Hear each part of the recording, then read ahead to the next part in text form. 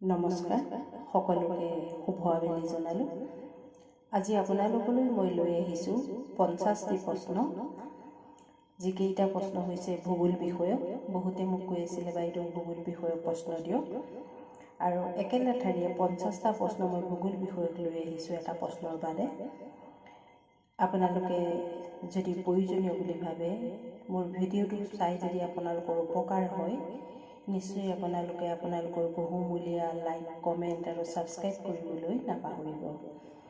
ASTCৰ ফুল form কি? Assam state transport commission. দ্বিতীয় প্ৰশ্ন, পৃথিৱীয়ে সূৰ্যৰ চাৰিওফালে ঘূৰা গতিটোৰ নাম কি? বাৰ্ষিক গতি। লগতে দি দিছোঁ এই গতিটোৰ বাবে কিমান সময় লাগে, সেইটো দি দিছোঁ মই 365 দিন 6 ঘণ্টা 9 মিনিট 10 ছেকেণ্ড সময় লাগে। 3 নম্বৰ প্ৰশ্ন, বিষুৱ ৰেখাত সূৰ্যৰ পোহৰ কোন তাৰিখত লম্বভাৱে পৰে? 21 মাৰ্চ তাৰিখে। কৰ্কট সংক্ৰান্তি কোন তাৰিখে হয়? 21 জুন তাৰিখে। দিন ৰাতি কেতিয়া সমান হয়? দিন ৰাতি মহাবিষুৱৰ দিনা সমান হয়। পৃথিৱীৰ সোঁমাজৰে ওপৰলৈ জুখিলে তাৰ দৈৰ্ঘ্য কিমান হ'ব? 40,000। পৃথিৱীৰ সোঁমাজৰ ওপৰেৰে জুখিলে তাৰ দৈৰ্ঘ্য হ'ব 40,000। ঋতু পৰিৱৰ্তন হোৱাৰ প্ৰধান কাৰণ কি? বাৰ্ষিক গতি। কৰ্কটক্ৰান্তি বৃত্তটো পৃথিৱীৰ কোন গোলাৰ্ধত কল্পনা কৰা হৈছে? উত্তৰ গোলাৰ্ধত। অক্ষৰেখাৰ মানক কি বোলে? অক্ষাংশ বোলে। মুখ্য দ্ৰাঘিমা ৰেখাৰ মান কিমান? 0 ডিগ্ৰী। 11 নম্বৰ প্ৰশ্নলৈ আহিছোঁ। হিমালয় কি জাতীয় পৰ্বত? হিমালয় ভংগীল জাতীয় পৰ্বত। সুন্দৰবন সমভূমি ক'ত আছে? ব্ৰহ্মপুত্ৰ নদীৰ মোহনাত আছে। আটাইতকৈ বেছি উপগ্ৰহ কোনটো গ্ৰহৰ আছে? শনি গ্ৰহৰ আছে 30টা উপগ্ৰহ। ফবুছ আৰু ডিমছ কাৰ উপগ্ৰহ? মংগল গ্ৰহৰ।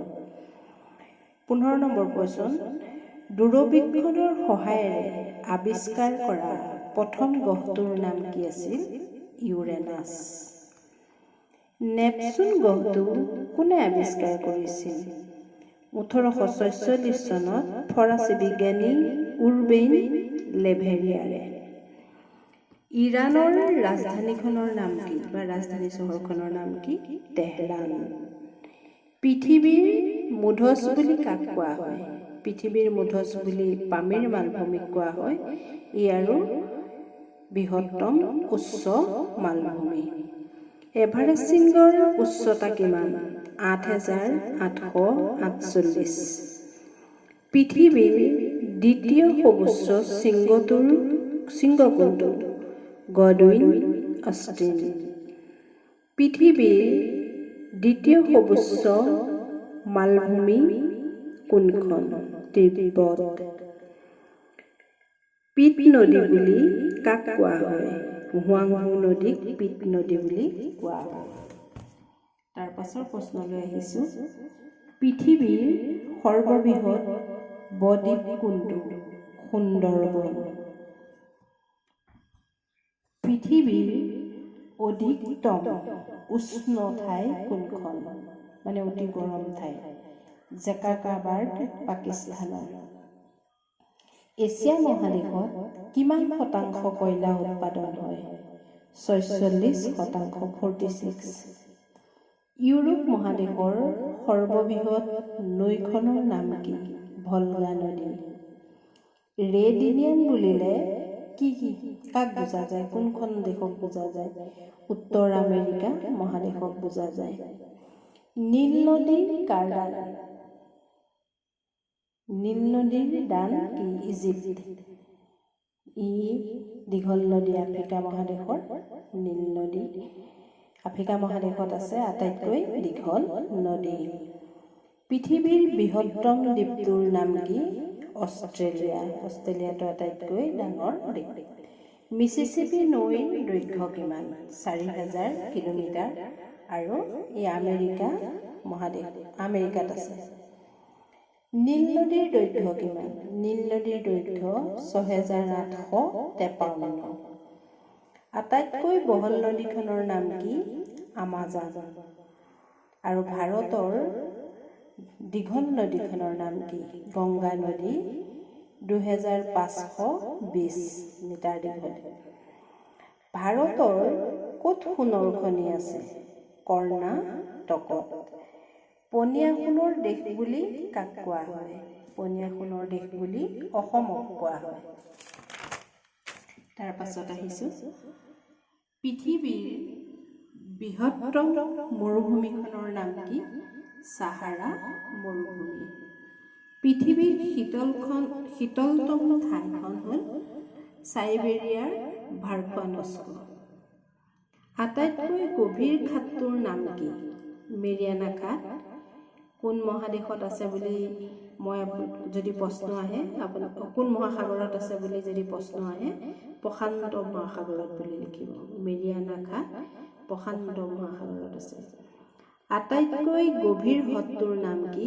বৈকাল। বৃহত্তম হ্ৰদটোৰ নাম কি? কাস্পিয়ান। আটাইতকৈ শুকান ঠাইখনৰ নাম কি? গোবি মৰুভূমি। চীনৰ দুখ বুলি কোনখন নদীক কোৱা হয়? হুৱাংহো নদীক। ফ্ৰান্সৰ ৰাজধানী চহৰ কি? পেৰিছ। পৃথিৱী বিখ্যাত বৃহত্তম জলপ্ৰপাতটোৰ নাম কি? মই এইটো আগতে দিছোঁ আৰু যোৱাবাৰ পৰীক্ষাটো আহিছিল ভিক্টোৰিয়া। অভ্ৰ উৎপাদনত ভাৰতৰ স্থান কিমান? অভ্ৰ উৎপাদনত ভাৰতৰ স্থান প্ৰথম।